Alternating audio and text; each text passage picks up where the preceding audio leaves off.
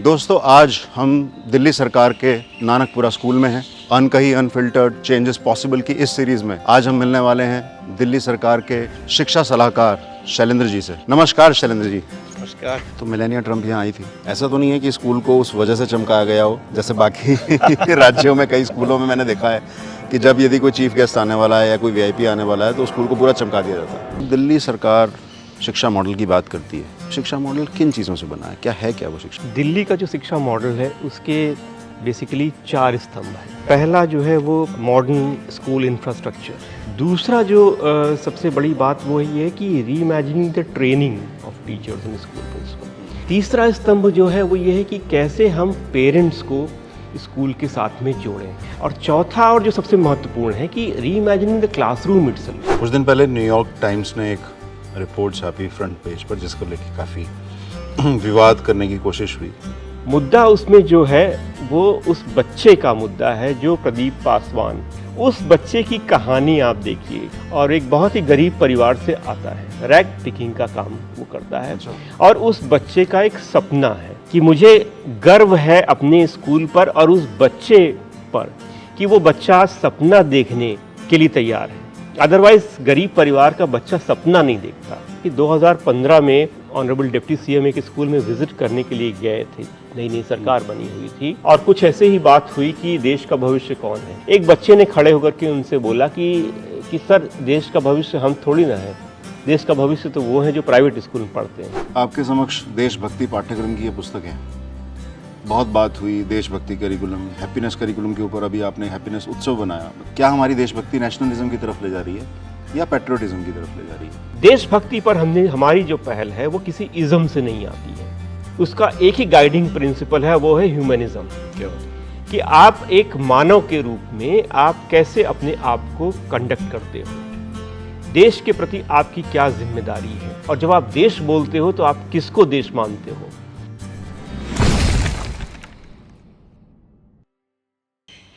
दोस्तों, आज हम दिल्ली सरकार के नानकपुरा स्कूल में हैं। अनकही अनफिल्टर्ड चेंजेस पॉसिबल की इस सीरीज़ में आज हम मिलने वाले हैं दिल्ली सरकार के शिक्षा सलाहकार शैलेंद्र जी से। शैलेंद्र जी ने बहुत खूबसूरत स्कूल चूज़ किया है, और ये वही स्कूल है जहां अमेरिका से मेलानिया ट्रम्प आई थी। काफ़ी खबरों में छा रहा था वो, और आज हम उनसे मुलाकात करेंगे। नमस्कार शैलेंद्र जी। नमस्कार, कैसे हैं शालीन? बहुत अच्छे हैं। आइए, हमारे स्कूल में आपका स्वागत है। बहुत बहुत शुक्रिया। आज हम किस स्कूल में हैं, इस स्कूल के बारे में कुछ बताएं। तो ये जैसा आप जानते हैं, ये सर्वोदय विद्यालय है, कोएड स्कूल है। नानकपुरा मोतीबाग इलाके में ये स्कूल लोकेटेड है, और ये स्कूल में लगभग 800 बच्चे भी पढ़ते हैं। ये उन 54 स्कूल में से है। जब हमारी नई सरकार बनी थी 2015 में, तो 54 स्कूल्स पिकअप किए गए थे, पायलट स्कूल्स। उन पायलट स्कूल्स में से एक ये स्कूल भी है। काफ़ी गौरवशाली इतिहास है इस स्कूल का, बात करते हैं इसके बारे में। बहुत बढ़िया। तो काफ़ी अच्छा इंफ्रास्ट्रक्चर है यहाँ का, और जब हम स्कूलों की बात करते हैं, अलग अलग मसलों पे बात होती है जिसमें इंफ्रास्ट्रक्चर एक बहुत अहम भूमिका निभाता है। ऐसे इस प्रकार के कितने स्कूल्स होंगे जो दिल्ली सरकार ने क्रिएट किए हैं? क्या वो 54 पे रुके हुए हैं हम, या आगे बढ़े? नहीं, बिल्कुल 54 स्कूल तो पहले साल में ही डिसाइड कर लिए गए थे 2015 में। उसके बाद 450 स्कूलों में 20,000 कमरे पिछले 7 साल के दौरान में बनाए गए हैं। ये बन चुके हैं? बिल्कुल बन चुके हैं, और वो यूज़ हो रहे हैं with state of the art infrastructure, जिसमें लैब्स हैं, लाइब्रेरीज़ हैं, तमाम सारे स्कूलों में स्विमिंग पूल है, स्पोर्ट्स फैसिलिटीज़ हैं। तो जो भी आप एक स्कूल में इमेजिन करते हैं कि जिस प्रकार का इंफ्रास्ट्रक्चर स्कूल में होना चाहिए, जो पढ़ने सीखने के लिए बच्चों को मिलना चाहिए, वो सारे इंफ्रास्ट्रक्चर आपको इन लगभग 450 स्कूलों में बिल्कुल रेडी मिलेंगे, जो आज की तारीख में यूज़ हो। तो मेलानिया ट्रम्प यहाँ आई थी, उस पर काफ़ी वाहवाही बटोरी दिल्ली सरकार। इनफैक्ट जहाँ पे आप अभी खड़े हैं ये वही जगह है जहाँ पे मेलानिया ट्रम्प आकर के एक बच्चा जो कि को गले भी लगाया था उन्होंने, यही जगह पे, यहीं पे वो फंक्शन आयोजित किया गया था। और वो आई थी, शुरुआत में उनका लगभग आधे घंटे से 40 मिनट का टाइम था, बट उन्होंने लगभग 1.25 घंटा 1.5 घंटा यहाँ पे बिताया था। ऐसा तो नहीं है कि स्कूल को उस वजह से चमकाया गया हो, जैसे बाकी राज्यों में कई स्कूलों में मैंने देखा है कि जब यदि कोई चीफ गेस्ट आने वाला है या कोई वीआईपी आने वाला है तो स्कूल को पूरा चमका दिया जाता है, वैसा तो नहीं हुआ था? ये हमने उनको एम्बेसी को ऑप्शन दिया था, कई सारे ऑप्शन दिए थे उनको कि आप पिकअप कर सकते हैं, बट ये जैसा मैंने कहा ये नानकपुरा मोती बाग इलाके में है और मोती बाग जो है यहीं से चाणक्यपुरी है जहाँ पे अमेरिकन एम्बेसी है, तो उनके लिए ये ज़्यादा कन्वीनियंट था सिक्योरिटी पॉइंट ऑफ व्यू से भी कि वो आसानी से यहाँ पे पहुँच सकती हैं, इसलिए उन्होंने चुना था। हमने तो उनको कई सारे स्कूलों के ऑप्शन दिए थे। बिल्कुल, जैसे आपने मुझे इंटरव्यू के लिए दिए थे। बिल्कुल बिल्कुल। बिल्कुल ठीक है। तो मेलानिया ट्रम्प गई, कई राष्ट्रों से लोग आए हैं और कई प्रदेशों से लोग आए हैं, तो ये सब डेलीगेशंस आप बुलाते हैं या खुद वो इंटरेस्ट लेकर आते हैं? ये संवाद कैसा रहता है? मुझे नहीं ध्यान पड़ता कि हमने किसी को वैसे इनवाइट किया हो, बट हमारी ख्वाहिश हमेशा रहती है कि जो भी आना चाहे, देखना चाहे, हमसे बात करना चाहे, मोस्ट वेलकम। तो इस कड़ी में कई राज्यों से लोग आए। अभी पिछले दिनों इनफैक्ट इसी स्कूल में तेलंगाना के चीफ मिनिस्टर आए थे। अच्छा। और उसके पहले एक और स्कूल है हमारा ईस्ट दिल्ली में, वहाँ पे तमिलनाडु के चीफ मिनिस्टर आए थे। फिर ईस्ट दिल्ली के और सुदूर इलाके में एक और स्कूल है जहाँ पे महाराष्ट्र के 2 मिनिस्टर्स आए थे।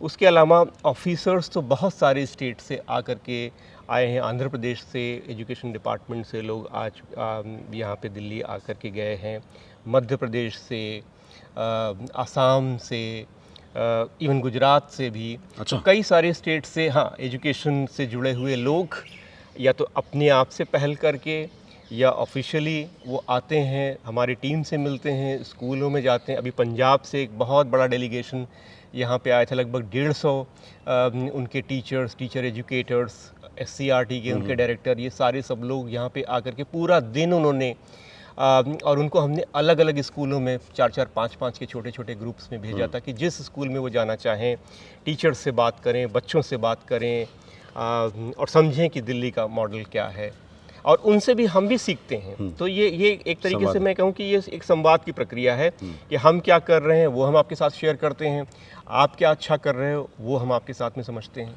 जैसे अभी एक डेलीगेशन आया था और उसने एक बड़ी इंटरेस्टिंग बात कही। उन्होंने कहा कि हमें सबसे स्ट्राइकिंग चीज़ जो लगी वो ये लगी, 2 बातें, कि एक तो बच्चे बहुत कॉन्फिडेंट दिखाई दिए कि जिन बच्चों के साथ में हम लोग बात करें उन्हें बिल्कुल इस बात की झिझक नहीं कि कौन कहाँ से आया हुआ है, अदरवाइज़ बच्चे यूजुअली कॉन्शियस हो जाते हैं उनके अनुसार। और दूसरी चीज़ जो उन्हें लगी कि टीचर्स और प्रिंसिपल का सेंस ऑफ ओनरशिप, वो ऐसे अपना स्कूल हमें दिखा रहे थे, ये उनका फीडबैक था जो दूसरे स्टेट से आए थे, कि ऐसे स्कूल दिखा रहे थे जैसे आदमी अपना घर दिखाता है ना, कि ये मेरा घर है, यहाँ मेरा ड्राइंग रूम है, यहाँ मेरा किचन है, यहाँ मेरा लिविंग रूम है। उस ओनरशिप के साथ में स्कूल के टीचर और स्कूल के प्रिंसिपल्स जो है वो दिखा रहे थे। और ये बात उन्होंने पॉइंट आउट करी कि बहुत बार गवर्नमेंट स्कूल के संदर्भ में अगर देखा जाता है तो वो ओनरशिप मिसिंग होती है। अगर आप प्रिंसिपल से पूछिए किसका स्कूल है, सरकार का स्कूल है।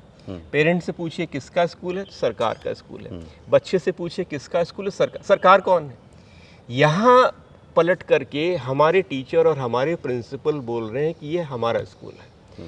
ये एक ओनरशिप वाली बात, ये रिफ्लेक्शन उनका सुन करके हमें भी बड़ा गर्व हुआ, क्योंकि हमने नहीं उस लहजे से देखा था, बट उन्होंने इस चीज़ को पॉइंट आउट किया। तो हमें भी बहुत कुछ सीखने को मिलता है इस प्रकार के विजिट से। तो शैलेंद्र जी बताएं कि जो दिल्ली सरकार शिक्षा मॉडल की बात करती है, शिक्षा मॉडल किन चीज़ों से बना है, क्या वो शिक्षा मॉडल? दिल्ली का जो शिक्षा मॉडल है उसके बेसिकली 4 स्तंभ हैं। पहला जो है वो मॉडर्न स्कूल इंफ्रास्ट्रक्चर, कि हर स्कूल के पास में एक बेसिक मूलभूत, क्या बेसिक से भी कहीं ज़्यादा मूलभूत सुविधाएं स्कूल में हो हर बच्चे के लिए जो वो डिज़र्व करता है। ठीक है, वो एक स्तंभ है। दूसरा जो सबसे बड़ी बात वो ये है कि reimagining the training of teachers in school principal, because आप कितना भी बड़ा बेहतर इंफ्रास्ट्रक्चर बना लें, स्कूल में इवेंचुअली तो टीचर और प्रिंसिपल ये 2 सबसे महत्वपूर्ण लोग होते हैं।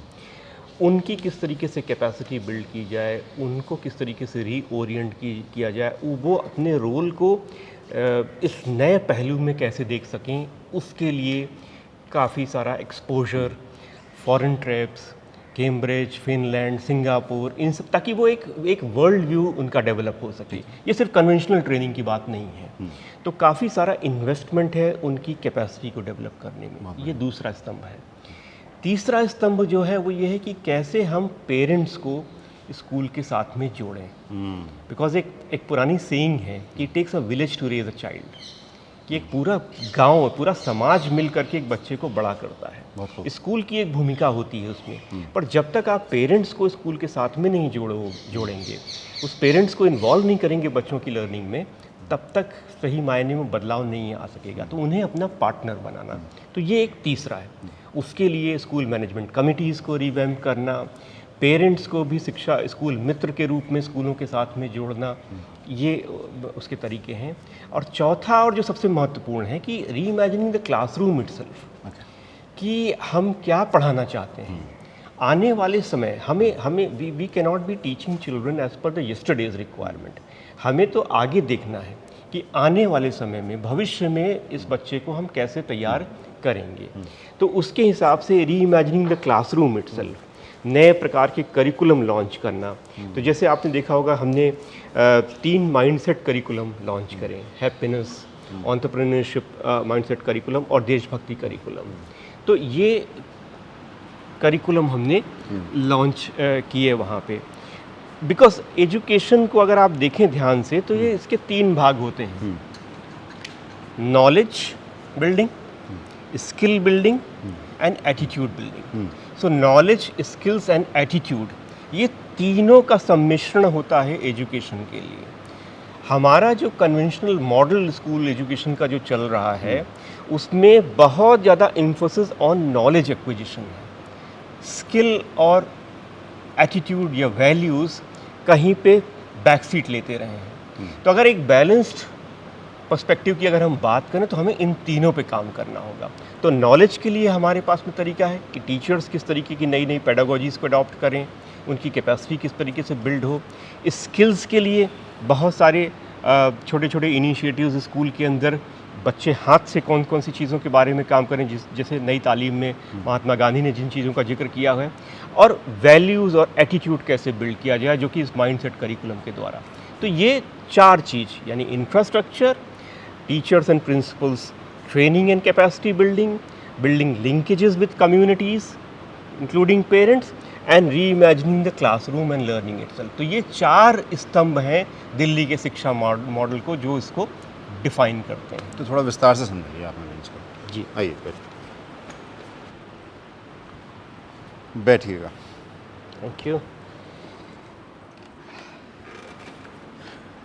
अच्छा, ये बताएं कि हम लोगों ने बहुत बार सुना है मीडिया में और अलग अलग रिपोर्ट्स में कि पहले जो बच्चों का रिज़ल्ट था वो उससे अब रिज़ल्ट बहुत बेहतर हुआ है, लेकिन इसके पीछे क्रिटिसिज्म भी है। ये कहा जाता है कि आप 9वीं में ही, बहुत सारे बच्चे ऐसे हैं जो स्कूल छोड़ देते हैं, तो 10वीं में बहुत रिफाइंड वो बच्चे जाते हैं जो अच्छा परफॉर्म कर ही रहे हैं। सिमिलरली 11वीं से 12वीं में वो बच्चे जाते हैं जो अच्छा परफॉर्म कर रहे हैं। एक बहुत बड़ा नंबर ड्रॉप आउट बच्चों का है, जिसके ऊपर बात नहीं हो रही है। तो जो बच्चे अच्छा परफॉर्म कर रहे हैं उनका रिज़ल्ट भी अच्छा ही जाता है, ऐसा कुछ है क्या? और ये रिज़ल्ट कितना बदला है? देखिए, जैसे पहले जो रिज़ल्ट थे 12वीं के हमारे, वो 84%, 88%। पहले मतलब 2015 के पहले। 15 के पहले। उसके बाद हमने 2018 में हमने 90% क्रैक किया। तो अच्छा। ये इम्प्रूवमेंट लगातार रहा। इस बार का भी 2022 का भी जो रिज़ल्ट अभी आया, वो 12वीं में हमारे लगभग 98% बच्चे जो हैं वो पास हुए हैं। पर हाँ, ये जो अब बात आप कह रहे हैं कि बहुत बार ये क्रिटिसिज्म होता है कि कुछ बच्चों को पहले ही रोक लिया गया और उसकी वजह से ये रिज़ल्ट इम्प्रूव हुआ, तो मुझे नहीं लगता कि ये इसमें कोई सच्चाई है। इनफैक्ट इसको थोड़ा समझने की ज़रूरत है कि ये जो पूरा कोहोर्ट होता है 9वीं से 12वीं तक का, उसको हमें देखना है चाहिए। क्योंकि होता क्या रहा है हमेशा से ही कि 2010 के बाद से तो ख़ास तौर से कि बिकॉज नो डिटेंशन वाला component right to education act में आ गया, तो एज अ रिज़ल्ट 8वीं तक की बच्चा ऑटोमेटिकली नेक्स्ट क्लास में प्रमोट हो जाता है। 9वीं क्लास उसकी जो है वो पहली क्लास होती थी जहाँ पे कि उसको पास या फेल में डिसाइड होता था। तो हमेशा क्या था, अगर आप पुराना भी डेटा उठा करके देखें 2004-2002 से ही, तो अगर आप ये देखेंगे कि 6वीं क्लास में अगर 100 बच्चे शुरू किए स्कूल में तो 12वीं तक पहुँचते पहुँचते वो 40-45 रहते थे। क्यों ऐसा होता था? वो इसलिए होता था कि वो अलग अलग चरण पर जो है वो पुश आउट या ड्रॉप आउट होते रहे। 2010 के बाद क्या होने लगा कि ये सारा का सारा सेगमेंट 9वीं में पहुंच जाता था। अब 9वीं के बाद 9वीं में पहली बार कुछ बच्चे क्लियर नहीं कर पाते। In fact to our shock we discovered in 2016 कि नियरली 50% बच्चे पिछले कई सालों से 9वीं क्लास में फेल हो रहे थे, लिहाजा वो हेल्ड बैक कर लिए जाते थे क्लास में और फिर उसके बाद आगे जाते थे। तो अगर मैं मोटा मोटा आंकड़ा आपके साथ में शेयर करूं तो कुछ इस तरीके की सिचुएशन थी हिस्टोरिकली टिल 2015-16 कि लगभग 27% बच्चे 9वीं से 12वीं के बीच में वो फेल होते थे, टोटल क्यूमुलेटिव। बिकॉज आप 10वीं का रिजल्ट 12वीं का रिजल्ट अलग अलग करके देखेंगे तो कभी आपको पूरी तस्वीर नहीं मिलेगी। क्योंकि अलग अलग पॉलिसीज़ की वजह से कि कभी 10वीं कंपलसरी बोर्ड था, कभी नहीं था, कभी इंटरनल असेसमेंट का सीबीएसई ने अलग से उसका हिसाब किताब होता था, कभी उसको क्लब कर देंगे बाकी के साथ में। तो इसलिए मार्किंग पैटर्न भी बहुत डिफाइन करता था कि कितने बच्चे पास होंगे, कितने नहीं होंगे। So the better way to look at is कि look at the 9th to 12th because that is going to answer the criticism that you are talking about. और उसमें हमने ये पाया था कि 27% बच्चे लगभग क्लोजली वो फेल हुआ करते थे और उसमें से मात्र 50% बच्चे वापस सिस्टम में अगले साल दिखाई देते थे। हमने जब इसमें गहराई से घुसे तो ये 27% से घट करके 2018 तक में 22% हो गया, यानी मात्र 22% बच्चे फेल हो रहे थे और 60% बच्चों को हम वापस रिटेन कर पा रहे थे। अच्छा भाई, आप हिस्टोरिकल लिगेसी को आप एक दिन में नहीं चेंज कर सकते हो, ठीक बात।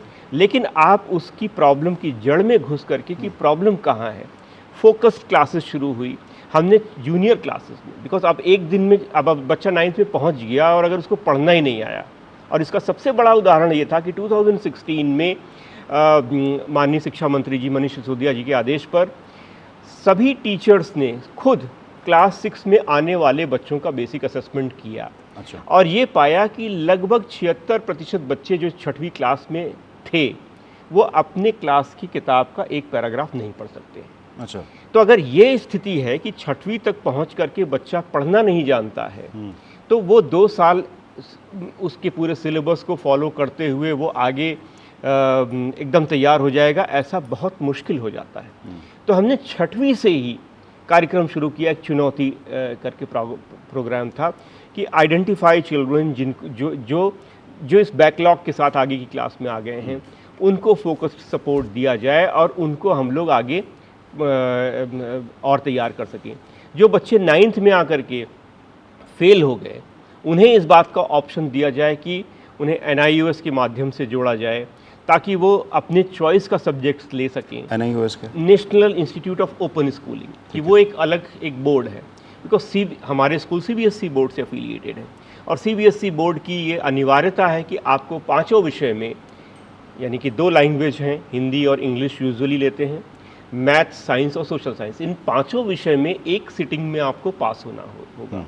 और अगर आप इसमें से एक भी विषय में पास नहीं होते हो तो आप एट द मोस्ट सप्लीमेंट्री ले सकते हो, पर अगर आप फिर भी नहीं पास हुए तो you will be held back. तो ये चीज़ की हमने देखा कि बच्चे बहुत सारे मैथमेटिक्स जैसे विषय में पास नहीं हो पा रहे हैं, तो पूरा साल खराब हो, पूरा करियर खराब हो, इससे बेहतर ये है कि उनको एक हम ऑप्शन दे दें। और उस ऑप्शन के तहत हमने बच्चों को वापस स्कूल के साथ जोड़ना शुरू किया। तो ये सब प्रोएक्टिव मेजर्स थे कि कैसे हम बच्चे की पढ़ाई में उसको और बेहतर सपोर्ट करें ताकि वो स्कूल सिस्टम से जुड़ा रहे। और इसी का परिणाम रहा कि जो बच्चे लगभग 50% बच्चे जो स्कूल से निकल जाया करते थे उसको हम कम कर पाए over a period of time, और हम रिजल्ट्स को और बेहतर कर पाए हैं। तो सरकार में हम जब भी बात करते हैं, नंबर्स की बात करते हैं, ख़ासतौर से परसेंटेज में बात करते हैं, और हम भूल जाते हैं कि ये सब ज़िंदगियाँ भी हैं अमूमन।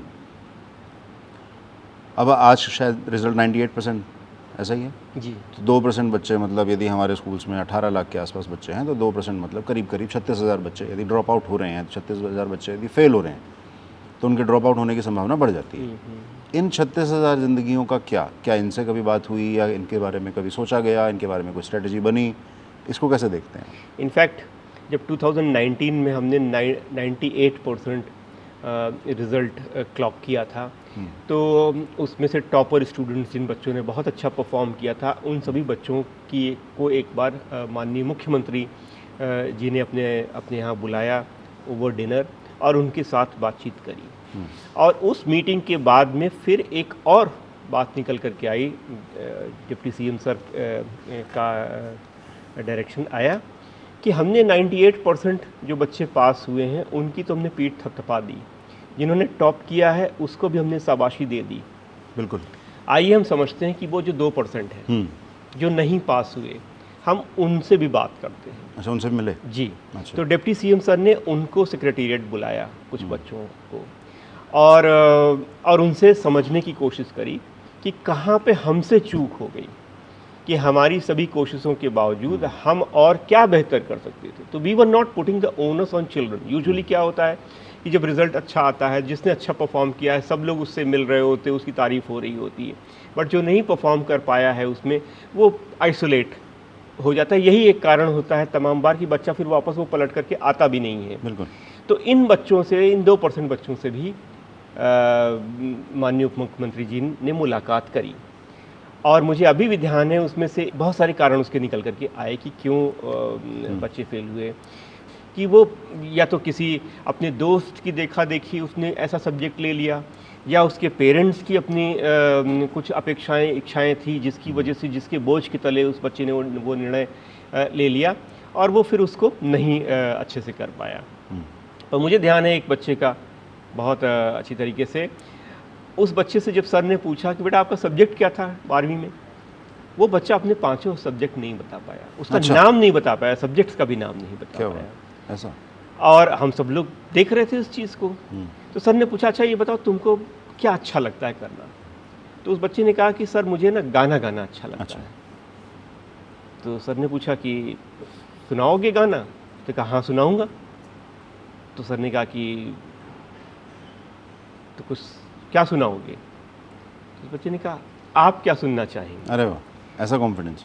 नाउ 2 मिनट पहले तक की जो बच्चा आंख में आंख नहीं मिला सक रहा था, उसको अपने 5 सब्जेक्ट बताने में फंबल कर रहा था, सडनली जैसे गाने की बात हुई, एक अलग ही कॉन्फिडेंस उस बच्चे के चेहरे पर, और वो डिप्टी सीएम की आंख में आंख मिला करके कहता आप क्या सुनना चाहोगे? और सर ने बोला कि कुछ गज़ल, और उसने 2 लाइन गाई। उसके बाद वो बच्चा वही बच्चा नहीं था, वो बिल्कुल अलग बच्चा था। तो ये खैर ये बात हुई, मीटिंग ख़त्म हुई, हम लोग गए, रास्ते में सर ने लिफ्ट में कहा कि देखो अब मुझे समझ में आया कि बच्चा फेल नहीं होता, हम फेल होते हैं। हमारे पास कोई तरीका नहीं है इस बच्चे के टैलेंट को आइडेंटिफाई कर पाना और नर्चर करना, और हम इसके ऊपर फेलियर का तमगा लगा करके इसको छोड़ दे रहे हैं। ये हमारी नाकामी है, इसको हमें ठीक करने की ज़रूरत है। तो क्या हुआ फिर उसका? तो फिर उसके बाद हम लोग बैठे, इत्तेफाकन उसके साल भर बाद नई शिक्षा नीति भी आई, कुछ उसमें भी चर्चा हो रही थी कि टैलेंटेड और गिफ्टेड बच्चों के लिए हम और क्या कर सकते हैं। तो हमने फिर बैठ करके डिसीजन लिया कि हम स्कूल ऑफ स्पेशलाइज्ड एक्सीलेंस बनाएंगे। अच्छा। जिसमें हर बच्चे के टैलेंट को मैप करके, उसके एप्टीट्यूड को समझ करके उसको प्रोत्साहन दिया जाए कि वो अपने टैलेंट और एप्टीट्यूड की तरफ के अनुसार अपना स्पेशलाइजेशन चुन ले। तो हमने 4 प्रकार के स्कूल सेटअप किए। एक स्कूल स्टेम के लिए, साइंस टेक्नोलॉजी इंजीनियरिंग मैथमेटिक्स। दूसरा स्कूल हमने ह्यूमैनिटीज़ के लिए। तीसरे सेट ऑफ स्कूल्स हमने सेटअप किए high end 21st century skills, कि अब दुनिया किस दिशा में जा रही है, हमें robotic, machine learning, artificial intelligence, इन सब दिशा में जब जा रही है तो हम अपने बच्चों को आज ही उस आने वाले समय के लिए कैसे तैयार करें। तो ये तो हुए 3 प्रकार के स्कूल। हमने चौथे प्रकार का स्कूल उसमें ऐड किया, परफॉर्मिंग एंड विजुअल आर्ट। ये उस बच्चे की कहानी से इंस्पायर्ड था Right. कि हम उन बच्चों को जो विजुअल एंड परफॉर्मिंग आर्ट के किसी भी जॉनर में एक स्पेशल टैलेंट रखते हैं उनके लिए भी स्कूल सेटअप करें। तो ऐसे हमने पिछले 2 सालों में 30 स्कूल सेटअप किए हैं, स्कूल ऑफ स्पेशलाइज्ड एक्सीलेंस, जिसमें अलग अलग संख्या है। 12 स्कूल स्टेम के हैं, 4 schools performing and visual arts के हैं, उसी तरीके से हाई एंड 21st सेंचुरीज और ह्यूमैनिटीज़ के हैं कि अब 8वीं के बाद हर बच्चा अपनी दिशा खुद तय कर सकेगा। इस तरीके से हमने फिर एक रोड मैप तैयार किया, बट ये हम सफलता से प्रेरित होकर के नहीं, बल्कि अपनी असफलता से सीखते हुए कि कहाँ पे ये 2% बच्चे रह जाते हैं, हम उन्हें और कैसे बेहतर अपॉर्चुनिटीज़ दे सकते हैं, उसने हमें इंस्पायर किया कि हम तो इस प्रकार के इसके स्कूल बनाएं। फॉलोअप में 2 क्वेश्चंस हैं। एक तो ये कि क्या जो SOSEs आपने बताया, ये इन्हीं 4 किस्म के SOSEs रहेंगे या इसमें आप कुछ बदलाव लाएंगे या और कुछ किस्म इसमें जोड़ेंगे? दूसरा सवाल कि मेरी जानकारी के हिसाब से, मैं गलत भी हो सकता हूँ, कुछ RPVV जो हमारा बड़ा सक्सेसफुल मॉडल था, जिसको हम बहुत गाते थे, बताते थे कि राष्ट्रीय प्रतिभा विकास विद्यालय, उनको भी SOSEs में कन्वर्ट किया गया। तो वो तो एक बहुत सक्सेसफुल मॉडल था, उसको तो तारीफ बटोर रहा था, उससे बच्चे बहुत प्रभावित थे, वहाँ पे एडमिशन्स लेना बहुत मुश्किल होता था, मतलब मैंने ऐसी कहानियाँ भी सुनी। उसको क्यों तब्दील किया गया? मतलब ऐसा स्कूल भी तब्दील किया जा सकता था जो कोई किसी और किस्म का होता। अपने सक्सेसफुल मॉडल को कौन बदलता है? तो ये 2 सवाल हैं। तो मैं पहले तो आपके पहले पार्ट का जवाब देता हूँ। हमने जो ये 4 प्रकार के स्पेशलाइजेशन के स्कूल हमने शुरू किए हैं, और आइडिया ये है कि ये चारों स्पेशलाइजेशन हर जोन में हो, ताकि हर बच्चा जो इन 4 में से किसी एक में भी जाने का इंटरेस्ट या एप्टीट्यूड रखता है, उसे अपने ही जोन में या अपने ही डिस्ट्रिक्ट में उसको जाने का मौका मिल सके। और 5वां हमने इसमें स्कूल ऐड किया हुआ था armed force preparatory school. Okay. वो सिर्फ एक ही स्कूल पूरी दिल्ली में बनाया हुआ है, झरोड़ा कला में। उसका पहला बैच अभी शुरू कर रहा है। वो रेसिडेंशियल स्कूल है, जहाँ पे वो बच्चे जो आर्म्ड फोर्स में ज्वाइन करना चाहते हैं अपनी स्कूलिंग के बाद में, उनको तैयारी करने का और उनकी प्रिपरेशन के लिए वो रहेगा। तो बेसिकली हमारे पास 5 प्रकार के स्कूल हो गए, 4 तो हर जोन में होंगे और एक पूरी दिल्ली का एक जो कि रेसिडेंशियल है, जो आर्म्ड फोर्स प्रिपरेटरी स्कूल के लिए। अब मैं आता हूँ आपके दूसरे पार्ट पे, जो आपने RPVV के विषय में पूछा। बिल्कुल सही, ये सवाल हमें एक हमारी मीटिंग भी की, हमारे पेरेंट्स के संवाद में भी किसी पेरेंट ने पूछा था कि आप एक अच्छे खासे चलते हुए मॉडल को आप क्यों तब्दील कर रहे हैं। इसका हिस्टोरिकल कॉन्टेक्स्ट समझना पड़ेगा हमको। राजकीय प्रतिभा विकास विद्यालय 1997 में शुरू किए थे, 3 स्कूलों से उसकी शुरुआत हुई थी, और 2021 तक पहुँचते पहुँचते मात्र 22 स्कूल पूरी दिल्ली में थे। और अगर आप उस समय की 1997 का कैबिनेट नोट पढ़ें, जिसने इन स्कूलों की स्थापना की थी, उसमें इस बात को स्वीकार कर रही थी तत्कालीन सरकार कि हमारे कुछ बच्चे होते हैं जो टैलेंटेड होते हैं, उन्हें अवसर मिलना चाहिए। कुछ बच्चे होते हैं जो ऑर्डिनरी होते हैं, और जो टैलेंटेड बच्चे होते हैं उनको हमें और सपोर्ट करना चाहिए, और हमारे सरकार का जो लिमिटेड रिसोर्सेज है उसको हमें वहाँ पे यूज़ करना चाहिए। ऐसा उसका रैशनल बिल्टअप था। हमारी फ़िलॉसफी इससे बिल्कुल अलग है। हम ये मानते हैं कि हर बच्चा टैलेंटेड है। हर बच्चे को अगर उसका उचित अवसर मिले तो वो बच्चा अपने चोजन फील्ड में परफॉर्म कर सकता है। तो हम बच्चे और बच्चे में भेद नहीं करते। ये सबसे पहली चीज़ है। ठीक है। दूसरी, जिस लिमिटेड रिसोर्स का हवाला तत्कालीन सरकार ने 1997 में दिया था, हम उसे नहीं मानते। हमारी सरकार ने पहले दिन से ही शिक्षा का पूरे बजट का 1/4 हिस्सा जो है वो शिक्षा के लिए आवंटित कर दिया था। तो हमें नहीं लगता कि रिसोर्स की कमी की वजह से हम बच्चे और बच्चों में भेद करें। जो 22 स्कूल 20 साल में बन के तैयार हुए, वैसे हम 450 स्कूल मात्र 7 साल में बना करके रेडी कर चुके हैं। तो हमने वो अवसर सभी बच्चों को देने के लिए हम सक्षम हैं, और हम वो कर भी पा रहे हैं। अब आते हैं इसके आउटकम पर। तो अगर हम रिज़ल्ट को भी उठा करके देखें, 2019 का रिज़ल्ट उठा लेते, क्योंकि 20 में फिर और 21 में कोविड के कॉन्टेक्स्ट में एक अलग प्रकार का रिजल्ट था। 2019 को हम देखें, 2019 में हमारे 2200 RPVVs का जो पास परसेंटेज था 12वीं का, वो 99% था, और हमारे बाकी नॉन RPVVs का कितना परसेंट था? 94%। अच्छा। तो ऐसा कोई बहुत भारी अंतर तो हमें नहीं दिखाई पड़ रहा है। तो क्या स्थापित होता है कि अगर हम सहूलियत देंगे, फैसिलिटीज़ देंगे, सपोर्ट देंगे, तो हर बच्चा एक्सेल कर सकता है।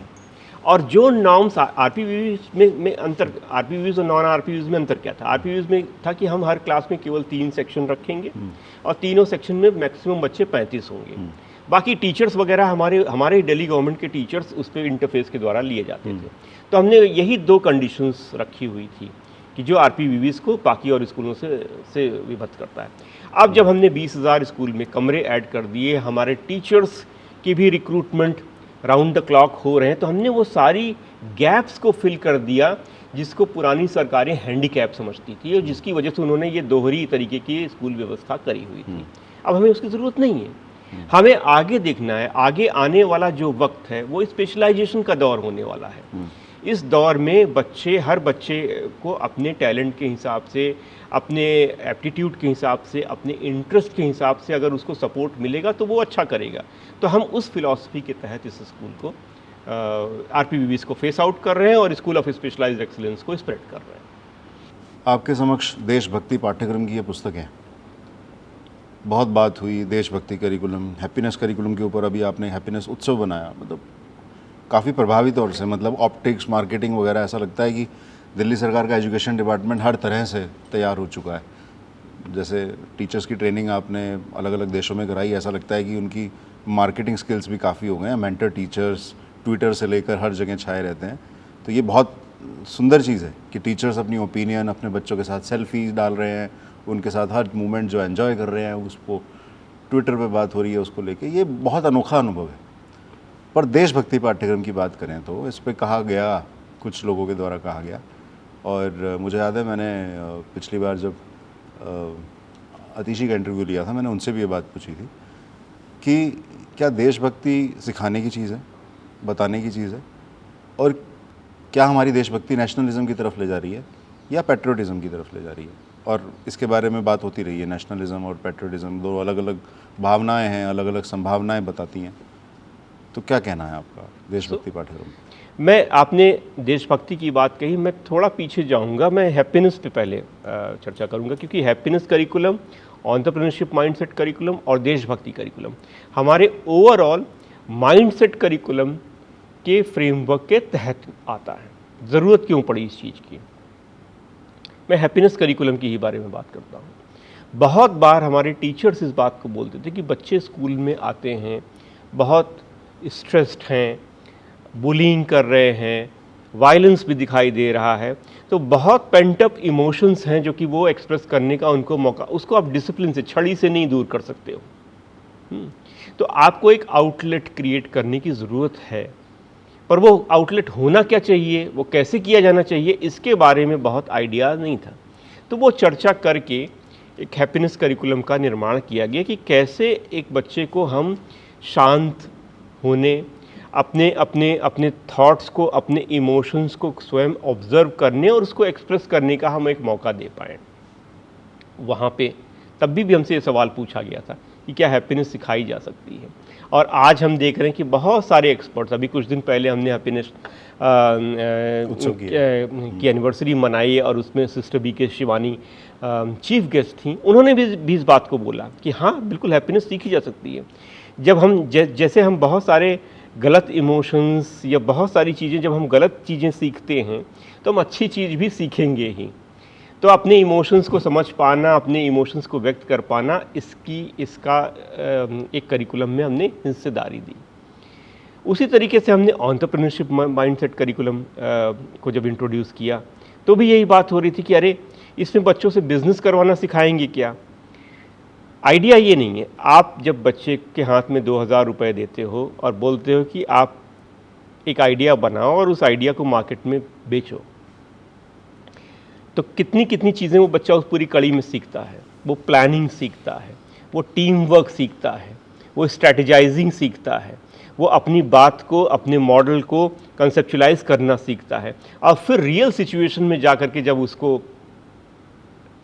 करता है तो एक नया कॉन्फिडेंस उसके पास आता है कि मैं स्कूल से निकल करके एक कॉन्फिडेंट स्टूडेंट के रूप में अपनी दिशा तय कर सकता हूँ। तो ये एंटरप्रेन्योरशिप करता है। अब आप बात करते हैं हम देशभक्ति की।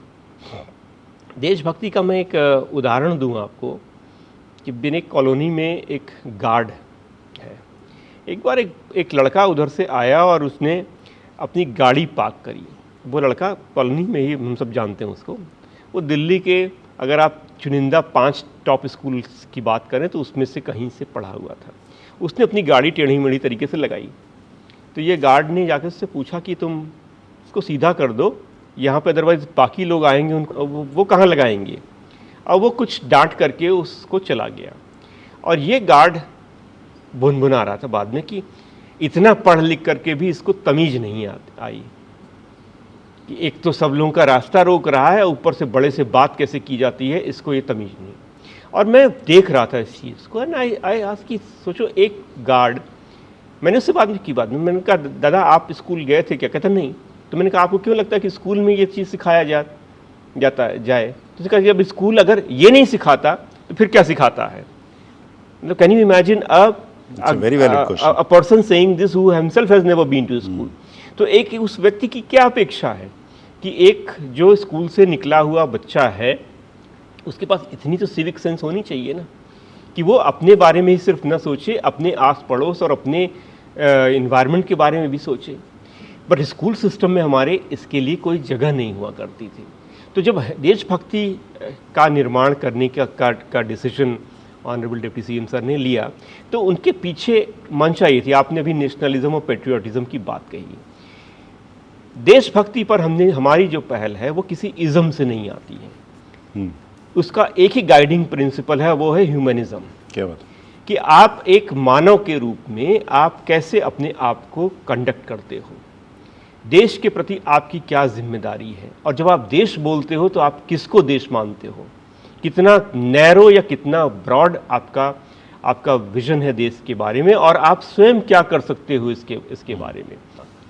तो एक रिस्पॉन्सिबल सिटीजन के नाते उसको अपनी जिम्मेदारियां समझना, और उस जिम्मेदारियों को कोई उसको प्रीच नहीं करेगा कि आपको ये करना चाहिए, ये नहीं करना चाहिए। आप स्वयं सर्च करें, आप स्वयं देखें, और इस क्रिटिकल रिफ्लेक्शन की ट्रेनिंग हमें अपने बच्चों में देनी होगी ताकि कोई उन्हें बरगला न पाए बाद में कि किसी और के देश की और देश प्रेम की परिभाषा को वो आंख बंद करके न अडॉप्ट कर सके, उसे वो खुद से एनालाइज करने की काबिलियत और क्षमता रखे। यही हमारा मकसद है इस पूरे करिकुलम के माध्यम से। बहुत सुंदर चीज़ है। आपने हैप्पीनेस करिकुलम और देशभक्ति पाठ्यक्रम के बीच में इमोशंस और मानसिक स्वास्थ्य की तरफ कुछ इंडिकेट किया था। क्या कभी कोई सपना या कहीं कुछ नियर फ्यूचर में हम देखेंगे कि बच्चों के लिए मानसिक स्वास्थ्य के बारे में कोई अवेयरनेस कैंपेन या किसी शक्ल में कुछ भी आने वाला?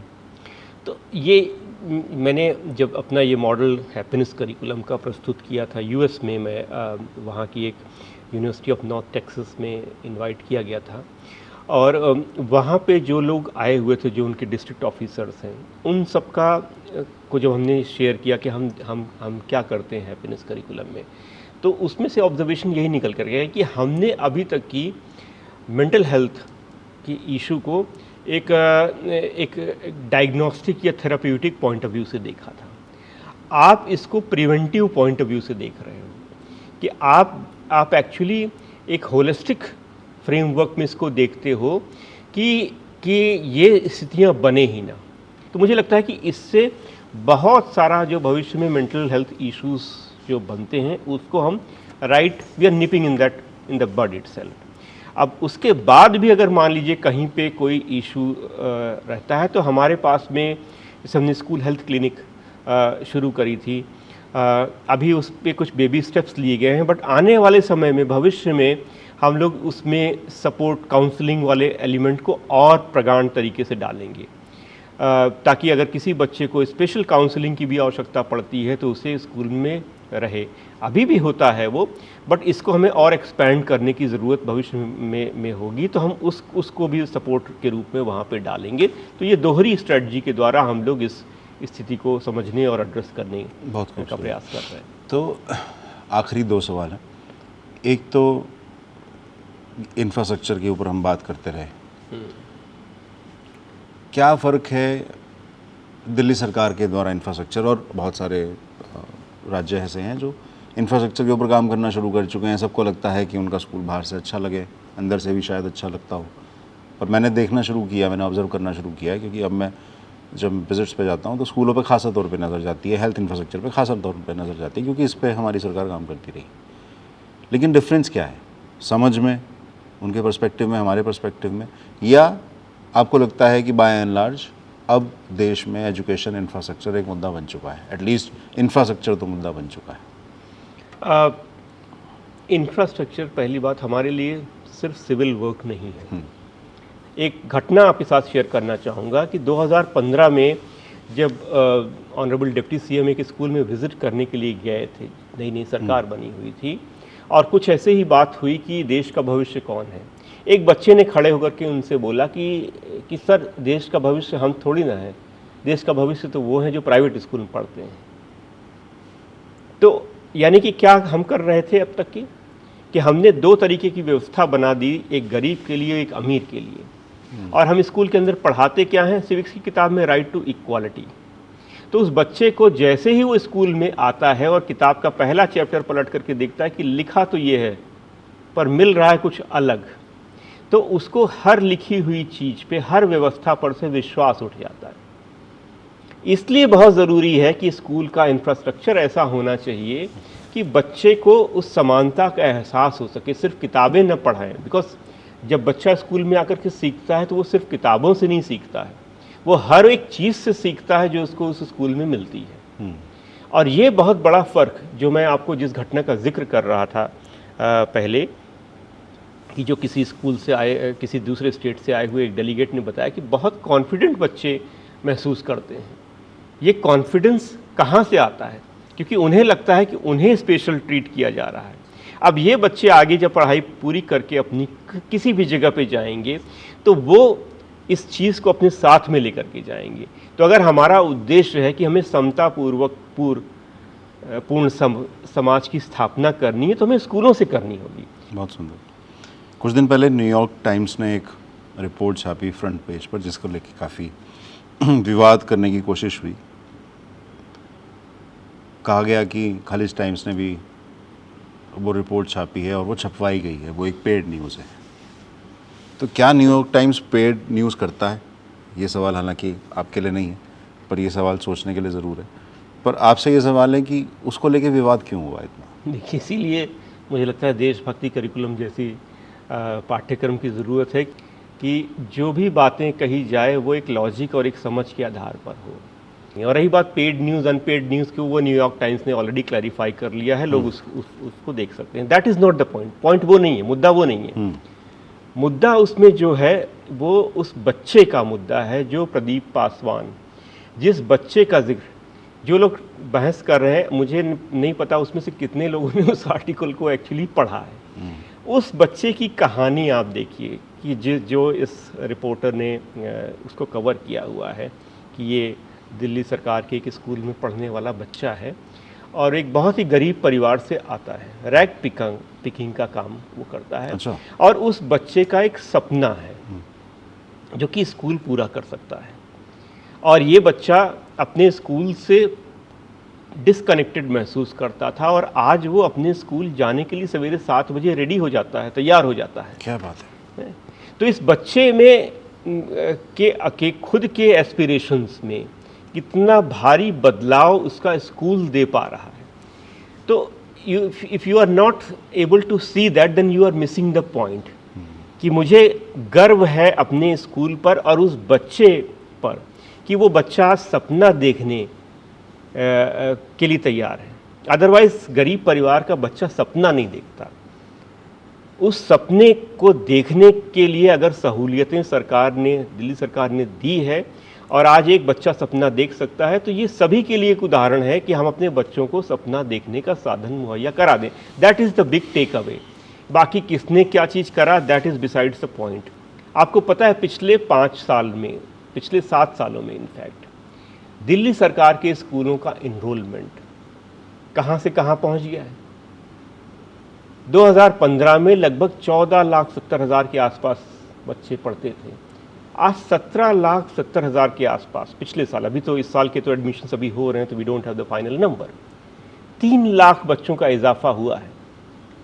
ये तब भी हुआ है जबकि म्यूनिसिपल स्कूल्स जो फीडर स्कूल हुआ करते हैं दिल्ली सरकार के, वहीं से 5वीं में के बाद 6वीं में बहुत सारे बच्चे आए हैं, उसमें रिडक्शन के बावजूद ये इंक्रीज हुआ है। यानी आज की तारीख में एक एवरेज परिवार को भी लगता है कि उसके बच्चे का सपना दिल्ली सरकार के स्कूल में आकर के पूरा हो सकता है। तो ऐसे बहुत सारे बच्चे हैं प्रदीप पासवान जैसे, जो अब सपना देख रहे हैं और हमें उसमें सपोर्ट करना है। बहुत शुक्रिया शैलेंद्र जी, हमारे को स्कूल में इनवाइट करने के लिए, और हमारी भी बचपन की बहुत सारी यादें ताज़ा हो गई, और आपसे मिलके ऐसा लग रहा है कि हम भी इस सपने का पार्ट हैं जो मनीष जी ने, अरविंद जी ने मिलकर देखा है, और इसको जी पाने के लिए बहुत सारे बच्चे एस्पायर कर रहे हैं।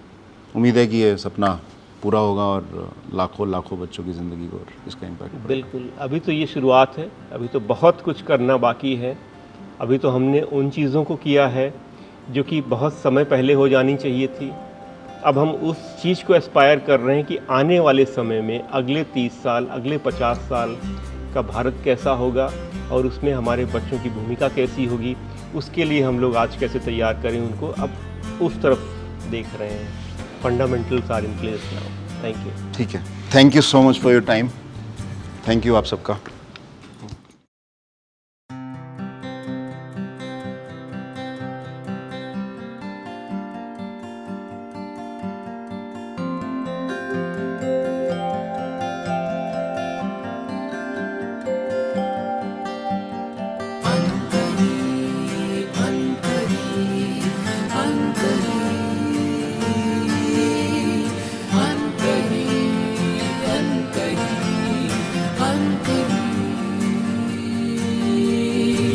अनकही कहानी है एक सूरज के उजियारे की, जो गर्दिश में भी रोशन हो, उस एक अचल सितारे की, जो हर एक दिल में पलते थे वो दबे दबे अरमा कहीं। उनकी मुरझाई सूरत को इन हाथों ने दी जान।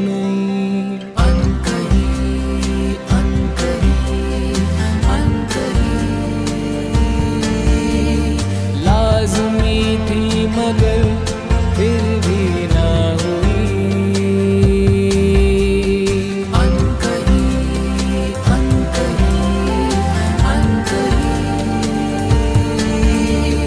गुफ्तगू अनसुनी अब वो हो रही।